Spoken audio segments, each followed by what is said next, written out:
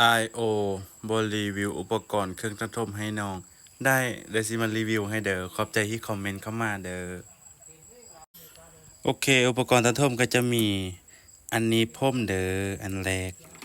อันที่สองก็จะมีวีอันที่สามก็จะมีตัวโกนน็อตเนาะแล้วก็อันที่สามจะมีใบมีดโกน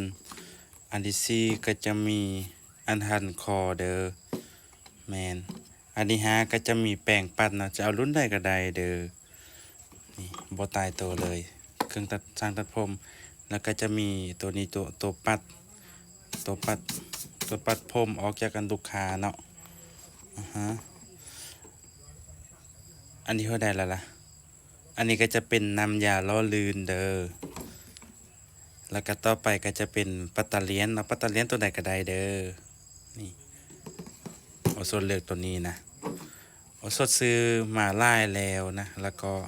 มันก็โพสต์ไปไล่อันแล้วเนาะนับบร้อนแล้วพิมพ์ไปไล่อันแล้วแล้วก็จะมีมินยับเด้อทุกคนขอบใจนะมีมินยับนะอันนี้ก็จะเป็นมินยับเด้อแล้วก็ต่อไปก็จะมีอันซีดน้ำเด้อมันแหละนะ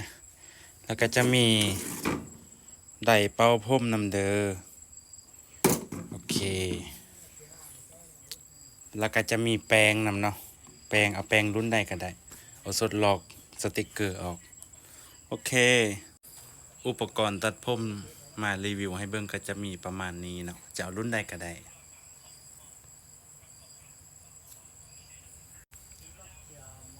อันนี้ก็จะเป็นคู่เนาะอันนี้เอาไว้ตัดแล้วตัวข้างๆนี่กับตัวน้อยก็จะเป็นกันคอบเนาะโดยเขาแห้งนะแล้วตัวนี้ก็จะเป็นคู่เนาะเอาสดซื้อมาเป็นคู่เลย แต่ว่าตัวน้อยนี่แฮมันโป๊ดแหละใส่แต่ใดแต่ตัวใหญ่ตัวนี้ก็จะเป็นตัวน้อยสีชมพูน่าฮักแฮงขอบใจได้ที่คอมเมนต์เข้ามาโอโซเทสคลิปตามนี้โอโซลืมไปก็จะมีแว่นโฮมเด้อตัวนี้ก็แพงอยู่นะแว่นแต่ยังได้รุ่นใหญ่อยู่ยังห้างเงินอยู่แล้วก็อันต่อไปก็จะมีอันปกนะอันปกลูกค้าบ่ให้ลูกค้าคือคมตัวเองนะอันนี้ก็หาคุมนั่นแหละหาคุมโดยหาคุมเด้อโอเคขอบใจที่คอมเมนต์เข้ามาเด้อตอบแล้วเด้อสำหรับวันสร้างก็ต้องมีผ้าปิดดังนำเด้อเพื่อว่าบ่ให้คนเข้าไปในห้างใกล้เฮาเนาะแม่นป้องกันไว้ดีกว่าแกนะมันเข้าโป๊ดนะเส้นผมมันเส้นน้อยๆอันนี้ก็จะเป็นหาคุมอีกตึมตัวหนึงเนาะ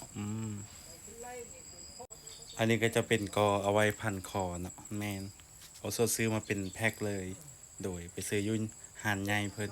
คันมาคลิปนี้แนวนี้ก็อย่าลืมไลค์แชร์คอมเมนต์ได้เด้อโดยขอบใจที่คอมเมนต์เข้ามา